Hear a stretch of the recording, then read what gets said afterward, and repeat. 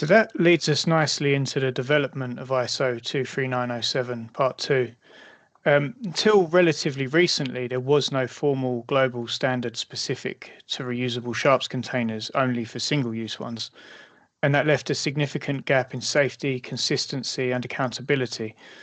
ISO 23907-2 was created to close that gap.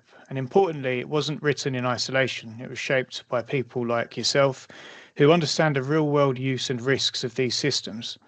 So, with your 35 years of experience working alongside clinical teams and frontline workers, we know you've seen firsthand the negative impacts and knock on effects of subpar systems that result in sharps injuries. So, if we could unpack how this standard came to be and why it matters, that'd be great. So, I guess we could start with asking, what was the catalyst for creating a separate standard for reusable sharps containers?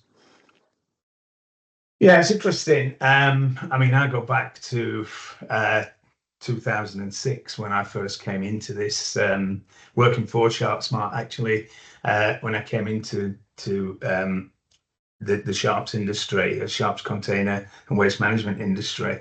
And there was no standard for a reusable sharps container. There was British standards for single-use containers, which included the standard tests, the drops tests, penetration tests, leak tests, and things like that. But there was nothing for a reusable. And I think from, talking purely commercially, this was a barrier because, NHS procures against standards, and especially where you've got safety devices or safety devices being disposed of, and where there's a risk to both the general public and patients and staff. So procurement, there was a confusion. How do we procure this? What do we procure it against? So I think the initial go-to would be to look at the standards for a single-use container. But the problem is with a single-use container, that is manufactured for one use. So the materials it's manufactured for are designed for one use. Once that has been utilized, disassembled, emptied, cleaned, and then reassembled, then you need to ensure that the standards, the safety standard of that container is actually good for all of the uses that it's designed for. So just talking about Sharpsmart. So Sharpsmart is designed for, and as a design for, is tested against 500 uses. So the key is here that you need to make sure that on that 500th use, having gone through transport, emptying, washing,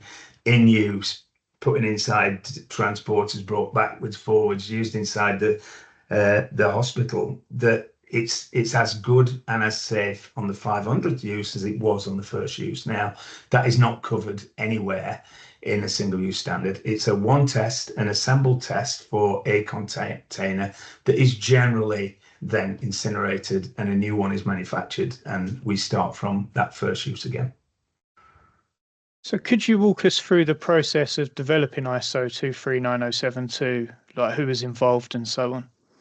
Yeah, there is a group, a technical committee, TC84, which is part of the global ISO, which is really focused on drug delivery devices, sharps infusions devices, sharps bins, and basically they oversee and advise on the ISO standards. So there's a specific group. This is not a group that is just focused on sharps bins. This is a global group that are experts in delivery, sharps, catheters, and all those devices. So there's a mass of knowledge within that group. Now, in the UK, related to British standards, we created a mirror group, which is CH84, which again is advising on representation on the various standards. So there's a number of experts in there from industry and the healthcare profession. And when we were looking at the standards with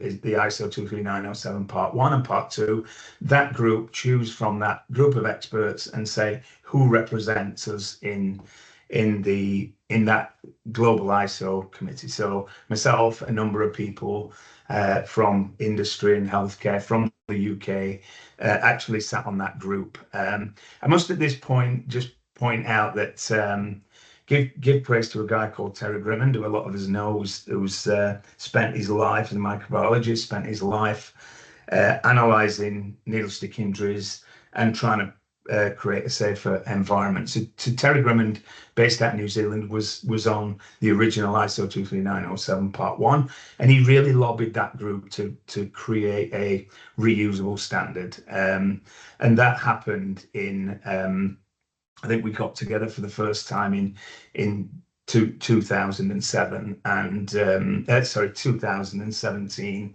and basically created on the back of the ISO 23907 Part 1 single-use group, some experts on the reusable side. So that was sort of Terry lobbying that group and building up a head of steam to actually get a reusable standard created.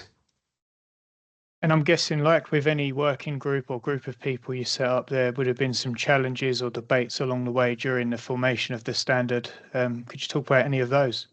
Yes. So obviously on that group, we're experts in single-use medical waste containers, sharps containers, and there was a limited amount of knowledge in terms of the reusable side. So the difference between a reusable is pretty obvious. It's reused, but obviously it's transported, it's emptied, it's cleaned, it's revalidated, it's inspected. So basically the standard had to cover this. And it had to cover the whole lifespan of that container. So, and I also think at that point, talking commercially, why would a group of single-use, manufacturers and people that only use single-use feel that there was a need for a reusable? So, there was a lot of misunderstanding. There was a lot of resistance. But I think what we thought we'd do is actually show that this could be done. And what we did is, at the time, we brought I think it was 24 ISO representatives, standards committee ISO representatives from about 12 or 13 countries, and we actually thought, let's bring them over to see a reusable facility, which was the Sharpsmart facility in Spennymoor. And we spent 2 days looking at the whole process and just opened the doors and said, right, where do we need to make sure that we validate part of this process? And basically there was an agreement that we would get all the reusable container manufacturers together if they wanted to come on to the committee. So Terry Grimmond went across the world and lobbied every reusable manufacturer and asked them if they wanted to partake in this standard. Unfortunately, it was only representatives from Sharpsmart and Sharpsmart's parent company in Australia, New Zealand, Canada, and the US that actually took part. But there was a massive representatives from all over the world that sat on that committee. So yeah, there was challenges in pulling the industry in. That, I think that was the key for us, because we knew that this standard, and we wanted to test. You wanted a real physical test for those containers. We knew that this was going to be a really tough standard to pull off. So how does the standard affect the clinical environment and impact safety for healthcare staff? Yeah, I think obviously it creates the confidence that the Sharps container is fit for use every time following reuse. I mean, anybody who's seen the way that a Sharps container is actually handled, not specifically in that healthcare environment, but once it's going for disposal, you can see that normally it's dropped into a container, it gets to a plant. There's a lot of damage can occur to containers. They have to be of a specific standard to also be capable of withstanding the rigors of transport. So, and what we needed to make sure of is that anything that could be put in a Sharps container was used during that testing process to simulate. So, for a fact that if a container has that ISO certification on a reusable, that it's been tested to across that whole myriad of exposure across that use cycle. Obviously, as well, there's the element of protection for those downstream workers that we also wanted to include into that standard.